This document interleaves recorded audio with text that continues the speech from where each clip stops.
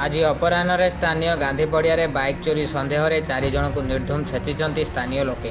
Bhadrak town थाना नुआ बजार स्थित गांधी पड़िया चोर को अटक रखी निर्धूम छेचिबा परे पुलिस रे जिम्मा देइथिले। गतकाली गांधी पड़िया स्थित पाढ़ी नर्सिंग होम रे कार्यरत जड़े कर्मचारी रश्मि रंजन साहू को आपाची बाइक चोरी होइतिला। सही गाड़ी नंबर प्लेट को भांगी चोर जनक चरंपा रेल लाइन सेपट को जाइथिबा बेले स्थानीय लोके एही बाइक को देखि पाढ़ी नर्सिंग होम कर्मचारी को जणाइथिले। सेमाने 7 ରୁ 8 जन उक्त स्थान को जाई चोर मान को पिछा करी जातीय राजपथर चरंपा बजार में थिबा प्रभात आर्ट्स सम्मुखर चोर को काबू करी गांधी पड़िया को आनी पचरा उचरा करी निस्तुक छेचिथिले। तेबे एही चोर ग्यांग रो अन्य 2 जन सेठारु फेरार हो जाइथिले।